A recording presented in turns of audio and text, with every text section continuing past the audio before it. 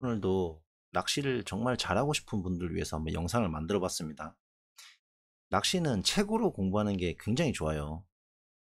지난 시간에 제가 미듬, 그 다음에 뭐 탐색, 루 운영하는 방법, 훅새 랜딩, 뭐 포인트 이동 이런 거에 대해서 얘기했지만 근본적으로 그 물고기의 생태적인 습성 있죠. 생태계. 그걸 이해하는 게 굉장히 중요하다는 거예요. 자, 그 책 중에서 보면 자연도감 같은 거 있잖아요. 예를 들어 뭐 이런 거. 신기하고 재밌는 바닷물고기 도감. 이런 책들이 있어요. 이런 거를 먼저 읽어보는 게 굉장히 많은 도움이 돼요. 왜냐면 이 물고기의 습성을 이해하는 게 본질의 낚시의 어떤 본질에 진짜 제일 가깝거든요. 한번 생각해 보세요. 물고기도 모르는데 어떻게 낚시 가서 꽝을 안 칩니까? 적을 알아야 싸움에서 이길 거 아니에요. 그죠? 내가 적에 대해서 아는 게 하나도 없는데 백날 총만 쏴봤자 뭐 맞겠냐 이거죠. 저는 이제 어릴 때부터 물고기를 굉장히 좋아했어요. 그리고 자연스럽게 낚시에도 관심을 가지면서 여러 가지 책을 봤는데 제일 도움이 된 게 국민학교 때 본 그 자연도감이었거든요. 그래서 그런 책을 보면서 물고기의 생태에 대해서 잘 알게 됐고, 예를 들어 그래서 저 같은 경우는 이제 우럭 있죠, 우럭. 이 우럭에 대해서 정말 잘 아는데 요즘에는 시대가 좋아져서 자 보세요. 여기 보면 나무 위키라고 있어요. 이런 데 검색을 해보면 우럭에 대한 정보가 잘 나옵니다. 자, 조피볼락. 우럭을 여러분 조피볼락이라 그래요. 원래 정식 명칭은 조피볼락이에요. 코리안 락피시라 돼 있죠. 자, 보면 쏨뱅이과의 볼락속, 그 다음에 조피볼락입니다. 그러니까 얘도 볼락의 하위 개념이라고 보시면 돼요. 이렇게 생겼죠. 입이 큰 거 보니까 딱 봐도 얘는 어식어종이죠. 여기 보면 생태에 대해서 정말 잘 나와 있어요. 정말로. 이런 걸 쭉 읽어보면 됩니다. 굉장히 많은 도움이 돼요. 그리고 여러분들이 모르는 정보도 얻을 수 있어요. 보세요. 독이 있는 물고기래요. 여러분 몰랐죠? 우럭에 독이 있습니다. 다만 그 독의 강도가 매우 약해요. 자, 이런 것도 아마 몰랐을 거예요. 그리고 생태계적인 습성이 정말 잘 나와 있어요. 보면 연안 얕은 곳에 암초지대에 서식한다. 우럭하면 암초지대에 서식을 하는 거예요. 광어는 모래밭에 서식을 하는데 얘는 모래가 아니고 암초지대가 있어야 돼요. 그리고 보면 새끼를 낳는 난태성 어종이에요. 알을 낳지 않아요, 얘는. 출산 시기도 나옵니다. 그러니까 산란 시절. 4월에서 6월이에요. 그럼 한번 생각해 보세요. 4월에서 6월에 우럭 잡으러 가야 되겠죠? 네. 그리고 수온이 15에서 16도 정도 되는 4, 6월경에 연안 암초지대에 새끼를 낳는다. 예. 그러면 4월에서 6월에 연안 쪽에 암초지대 쪽에 가서 낚시를 하면 된다는 소리예요. 그럼 우럭을 잡기 쉽다는 소리가 되는 거예요.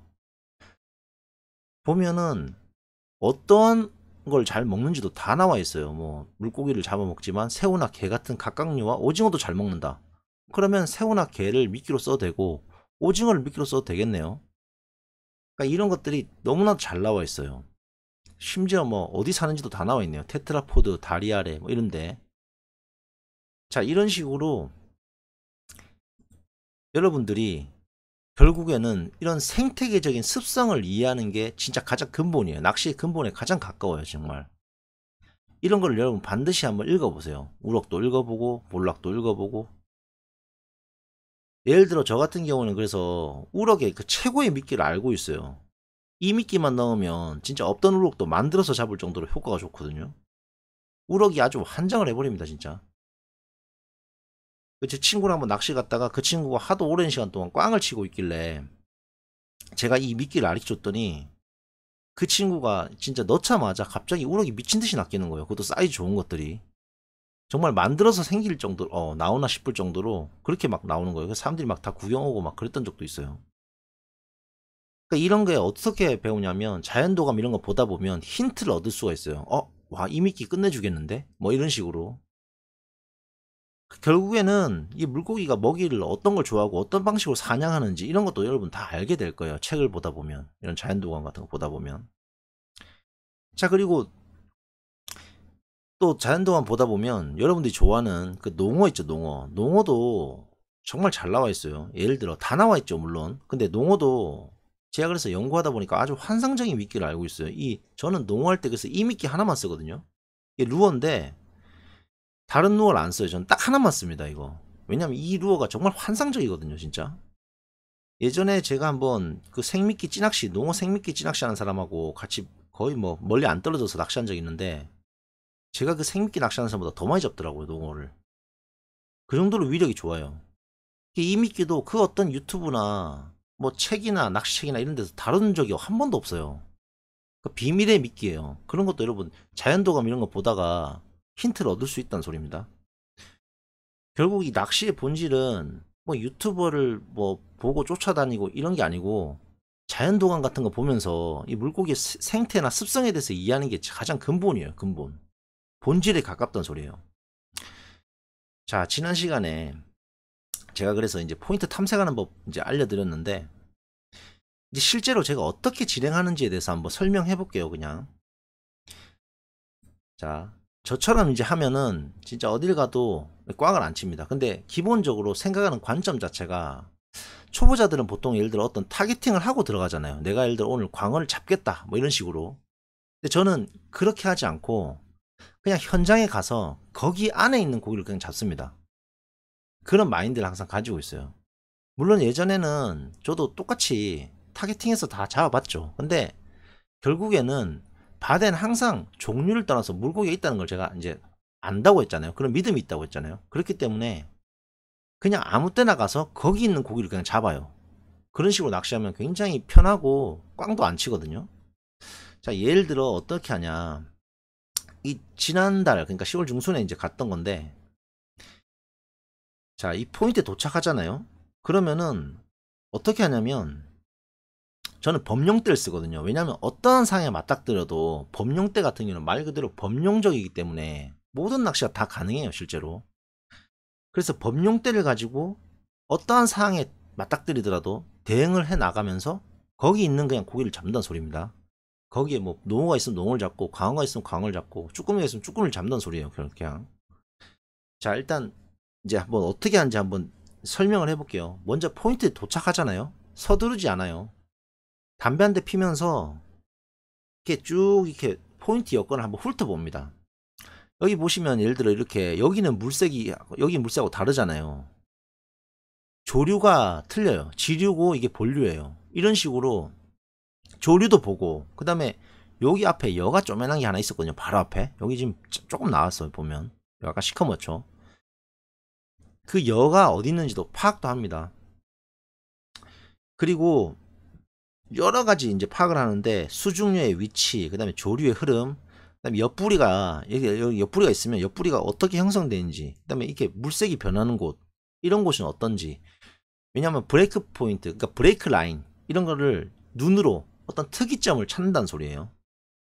이렇게 쭉 대충 훑어보면, 그러니까 특이점이 될 만한 그런 포인트가 될 만한 곳을 이제 머릿속으로 이제 딱 기억을 하고 들어가요. 그 다음에 파도가 들이치는 게 어디만큼 들이치는지 이제 봐요. 왜냐면 안전을 위해서. 이게 담배 한 대 피면서 쭉 보면 이게 3분이면 되거든요. 이렇게 쭉 다 한 다음에 이제 담배 끄고 이제 들어가요. 이제 포인트, 제가 아까 정한 그 우선순위 포인트 있죠. 여기 그다음에 여기 조류가 맞물리는 이 와류지대, 이런 데를 우선순위를 정해놓고 먼저 들어갑니다. 그 다음에 미노를 먼저 던져요. 하드베이트류, 파장이 강한 하드베이트류를 먼저 던짐으로써 활성도 있는 고기를 먼저 쉽게 잡아내기 위해서 그렇게 진행하는 거예요. 하드베이트를 던져요. 던져서 쭉쭉 긁어요. 상층을 먼저 이제 긁습니다. 탐색을 합니다. 반응이 없다. A날 반응 없었어요. 중층으로 긁어요. 가라앉힌 다음에 중층을 다시 긁어요. 하드베이트로.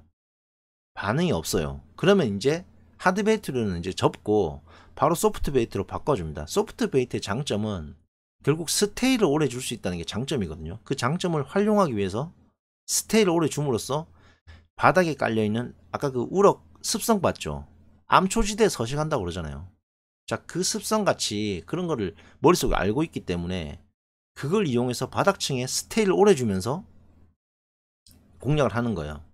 아까 그 습성에 보면 우럭이 게으르다라고 나와 있어요. 웃긴 말인데 저도 사실 상당히 게으른데 우럭도 게으르다라고 표현이 되어 있어요. 그거 읽어보시면. 그 말은 결국 우럭은 빠른 루어보다는 천천히 운영되는 루어에 반응한다는 소리예요. 자, 그래서 어 아까 소프트 베이트 얘기했잖아요. 예, 여기 있는 간출력, 아니 수중력, 거기를 이제 공략을 하는 거예요.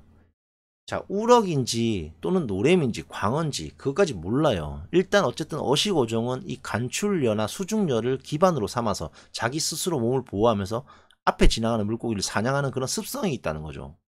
그걸 이용하기 위해서 열로 던지는 겁니다. 이게 멀지 않아요. 한 10m, 15m밖에 안 돼요. 그거 넘어서 한 20m 정도 던진 다음에 고기 수중려를 쭉 긁으면서 탐색하는 거예요. 긁는다는 게 수중려에 닿으면 안 돼요. 닿지 말고 수중료에 아슬아슬하게 이렇게 달랑말랑 하는 그런 느낌으로 이렇게 탐색에 온다는 겁니다. 자, 이렇게 하면은 여기가 바로 이제 수중료에 안 닿고 이렇게 탐색에 오면 입질이 들어올 줄 알았는데 없어요. 한 번 더 던져요. 그런데 이제 수중료를 타고 넘을 때 입질이 딱 들어오는 거예요. 그게 바로 이 광어였습니다. 이게 사실 꺼내보니까 아는 거지 뭐 광어인지 뭔지는 사실 그 입질이 들어온 순간에는 사실 잘 몰라요. 물론 입질이 강력하게 딱 들어왔기 때문에 광어인가 이렇게 짐작은 할 뿐이지 사실 노래미가 있을 수도 있고 우럭이 있을 수도 있는 거예요. 그거는 모르는 거예요. 사실 정확하게는. 어쨌든 광어가 나왔고요. 이 광어를 잡은 다음에 한 번 더 몇 번 더 훑었는데 반응이 없어요.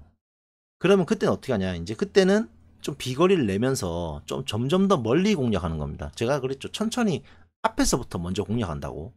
그 다음에 공략하는 거예요. 근데 하다 보니까 이쪽은 브레이크 라인이 살짝 있긴 한데 뭐 거의 밋밋해요. 왜냐면 이게 이 갯바위가 사실 그냥 해수욕장 바로 옆에 있는 갯바위거든요. 그렇게 뭐 먼 그런 곳이 아니에요. 그냥 해수욕장 바로 옆에 있는 갯바위 올라가서 한 거라 여기가 다 사실 모래밭이에요.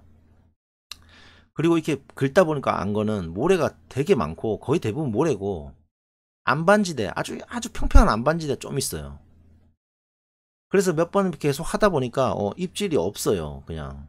그래서 이날 친구들하고 같이 갔기 때문에 이 사진도 친구들이 찍어준 건데 같이 갔기 때문에 그 친구들이 다른 것도 그러면 있으면 잡아봐라 그래가지고 자 모래죠. 그 다음에 아주 안반지대가 아주 조금밖에 없다 그랬잖아요. 대부분 다 평평한 그냥 모래란 말이에요. 그러면 자 모래 하면 생각나는 게 뭐가 있으면 광어, 양태, 쭈꾸미가 있잖아요. 제가 생태계적인 습성을 다 알아낸다 그랬잖아요. 책 보면서. 자 그럼 그 세 가지가 떠오르잖아요. 근데 이미 광어는 이 광어가 굉장히 큰 광어예요. 이게 앞으로 쭉 내밀어서 그렇지만 60cm가 좀 넘거든요. 이 큰 놈을 잡았기 때문에 뭐 더 이상 물고기는 안 잡아도 되겠다. 왜냐면 이거 3명도 충분히 먹고 남거든요. 이 정도 양이면. 이 광어가 앞뒤로 회를 뜨면 굉장히 크단 말이에요. 양이 많단 말이에요. 그래서 그럼 쭈꾸미 남은 건 쭈꾸미잖아요. 그럼 쭈꾸미 공략해보겠다. 안반지대가 거의 없기 때문에 갑오징어 이런 건 없어요. 여기는 갑오징어 또 생태에 대해서 여러분 아시면 제가 무슨 말인지 알 텐데 쭈꾸미예요. 여긴 쭈꾸미. 자 그래서 쭈꾸미 이 왕눈이 애기를 한 3-4개만 들고 다니면 돼요. 많이도 필요 없어요. 3-4개만 들고 다니면 그냥 쭈꾸미 채비 바꿔서 그냥 던지면 되잖아요. 그냥 바로 쭈꾸미가 이렇게 올라옵니다. 이렇게 해서 잡아내는 거예요. 자 그리고 그 다음날 이제 갔어요. 그 다음날 이때는 이제 섬으로 간 거라 이 섬이 낚시로 유명한 섬이 아니에요. 그냥 갯바위도 거의 없어요. 진짜 이 해수욕장 바로 옆에 있는 첫날 했던 그 갯바위 하나랑 갯바위가 없어가지고 그냥 나왔더니 이 선착장인데 사람도 거의 없어요. 낚시꾼이 딱 한 명 있더라고. 근데 이 선착장에서 이 수심을 보니까 수심이 굉장히 얕아요. 굉장히 너무 얕아가지고 이 물 안이 다 들여다 보여요. 1m 진짜 한 1m 정도밖에 진짜 안 돼 보여요. 안에 다 보이는 거예요. 바닥이. 근데 바닥을 보니까 자갈이랑 대부분 자갈이랑 아주 조그만한 그런 암초?